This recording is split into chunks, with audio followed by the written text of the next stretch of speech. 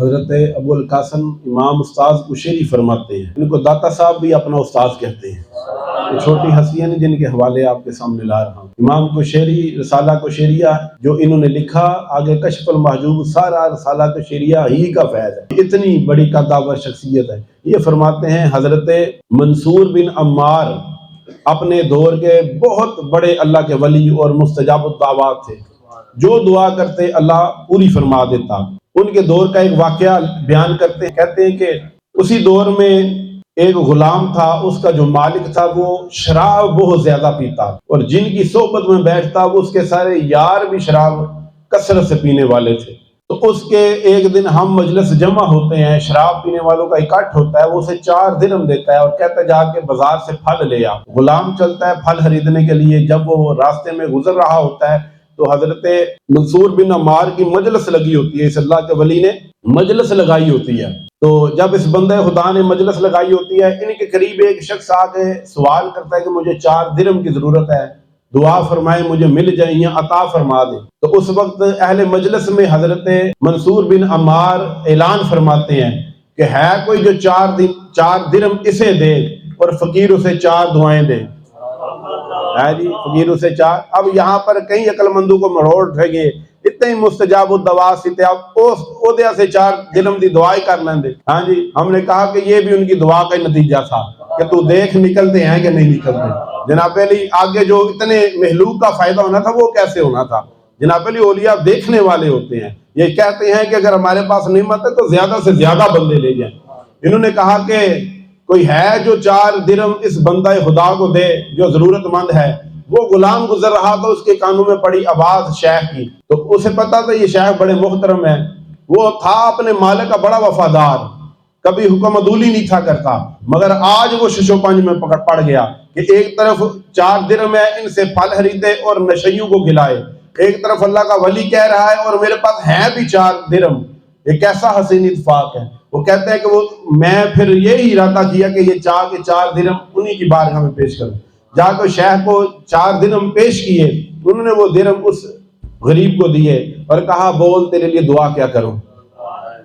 اب وہ کیسا دنا غلام تھا، چس نہ آئی دی گلاں دی تے گل ہے جی۔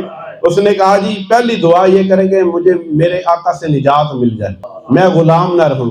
آپ نے فرمایا ہو گئی۔ دوسری فرمایا اللہ ان درہموں کے عوض مجھے اور درہم دے دے، ہے جی، فرمایا دے دیے۔ اور اس نے کہا کہ اللہ تعالیٰ میرے مالک کی توبہ قبول فرمائے اور مجھے توبہ کی توفیق دے دے، فرمایا مل گئی۔ اور چوتھی دعا کروا، تو اس نے کہا کہ اللہ مجھے، میرے آقا کو، آپ کو اور یہاں جتنے لوگ ہیں سب کو بخشے اور جنت عطا فرمائے۔ آپ نے فرمایا یوں بھی ہوا، نے فرمایا یوں بھی ہوا، اب تو چلا جا۔ اب وہ غلام ڈرتا ڈرتا پہنچا، اس کا سامنے مالک نشے میں دھت پڑا۔ جناب علی اسے کہتا ہے لا پھل لے کے آیا۔ اس نے کہا جی پھل نہیں میں لے کے آیا۔ وہ بڑا حیران ہوا، تو بڑا وفادار ہے، حکم عدولی نہیں کرتا، آج تیری جرت کیسے ہوئی تو نے ہمارا حکم نہ مانا؟ جب جناب علی یہ بات کی تو اس نے سارا واقعہ سنا دیا۔ ضرورت مند تھا اور وقت کے شیخ کہہ رہے تو میں نے دے کے 4 دعائیں لی۔ تو اس کے مالک نے کہا پہلی دعا کیا کروائی ہے؟ کہا میں نے کہا کہ میرا آقا مجھے نجات دے دے، میں آزاد ہو جاؤں۔ تو وہ حیران ہوا اور اس نے دیکھ کے اس کے چہرے کی طرف کہا جا تجھے آزاد کیا، جا تجھے آزاد کیا۔ اور اس نے کہا پھر دوسری دعا کیا کروائی تھی؟ کہا کہ یہ 4 درہم ہم نے دیے آپ کو، دعا کرے اللہ ہمیں مزید دے۔ اس نے 4000 درہم کی تھیلی اٹھائی، اسے پکڑائی، کہا یہ 4000 درہم لے اور اپنی زندگی آزادانہ جی۔ اور کہا پھر تیسری دعا کیا تھی؟ کہا تیسری دعا یہ تھی کہ رب تجھے بھی توبہ کی توفیق دے، مجھے بھی۔ اس نے اسی وقت وہ جو کاسے پڑے تھے، برتن پڑے تھے، ان ہم نشینوں کی مجلس سے اٹھا، شرابے مٹکے توڑی پھینکی اور اعلانیہ توبہ کی، لوگوں گواہ ہو جو میں توبہ کرتا ہوں، آج کے پاس اس فعل کے پاس میں نظر نہیں آؤں گا۔ اس نے اعلانیہ توبہ کی اور فرمایا چوتھی دعا کیا تھی؟ کہا چوتھی یہ تھی کہ آپ بخشے جائیں، میں بخشا جاؤں، وہ شیخ محترم بخشے جائیں اور ساری محلوق جو وہاں موجود ہے وہ بخشے جائے۔ اس نے کہا یہ تو میرا اختیار نہیں، اس نے کہا یہ تو میرا اختیار نہیں۔ روتے دھوتے دونوں جناب علی مالک غلام نکلے، اب دونوں ہی آزاد تھے، دونوں ہی اللہ کے راستے میں نکلے۔ اس درویش کی دعا سے ان کے اندر تصوف کی آگ لگ گئی، اب وہ تصوف کی جانب مائل ہو گئے۔ انہوں نے جناب علی زندگی سے توبہ ہو کر عبادات کی طرف رجوع کرنے کا مضبوط ارادہ کیا۔ ارادہ ہی مشکل ہے، جب آپ ارادہ کرتے ہیں وہ مہربانی کر دیتا ہے۔ یہ توبہ کیا ہے؟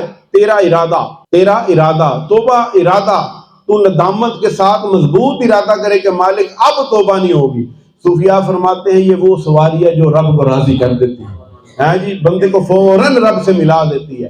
اب اس نے کہا چوتھی دعا میرے اختیار میں نہیں۔ وہ سویا، جب رات ہوئی جناب علی، جب رات ہوئی تو ہاتھ پہ غیبی سے آواز آئی۔ خواب کے اندر وہ دیکھتا ہے کہ اسے وہ کہنے والا کہتا ہے کہ تو نے وہ کیا جو تیرے اختیار میں تھا، اور تو کیا سمجھتا ہے جو ہمارے اختیار میں ہے ہم وہ نہ کریں گے؟ ہے جی، ہم وہ نہ کریں گے۔ تو سن، ہم نے تجھے بھی بخشا، ہم نے منصور بن عمار کو بھی بخشا، ہم نے تیرے غلام کو بھی بخشا، اور جتنے لوگ وہاں تھے سب کے لیے جنت واجب کر دی۔ اب آپ اسی وقار کوئی اللہ والوں کے قریب ہو کے دیکھے۔ ہم یہ درد لے کے نکلے ہیں تحریک جماعت ذکر اللہ والے کہ کن سے بھاگتے ہو؟ یہ لوگ تو سراپا رحمت ہیں، سراپا رحمت ہیں۔ وہ خود دعا کرتے، 4 درہم دیتے، مگر ایک قوم کی بگڑی بن گئی۔ اور اولیاء دیکھتے ہیں، انہیں نظر آتا ہے۔ میں نے پہلے کہا وہ جس نور سے دیکھتے ہیں، جس فراست سے دیکھتے ہیں، انہیں پتہ ہے کہ کس کی بگڑی کب بنے گی۔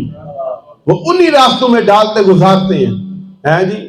اس لیے احباب ذی وقار اپنا ٹوٹا ہوا تعلق ہم نے جوڑنا ہے اولیاء کے ساتھ۔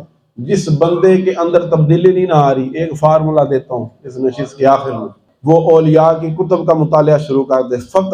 فقط اولیاء کی کتب کو پڑھے، اور کسی تصوف جاننے والے بندے سے ان واقعات کی تصدیق کروائے کہ یہ درست ہیں، کیونکہ بہت ساری چیزیں داخل بھی کر دی گئی۔ ان سے تصدیق کروائے، جس چیز کی سمجھ نہیں آتی اسے سمجھے، ہیں جی، اسے سمجھے۔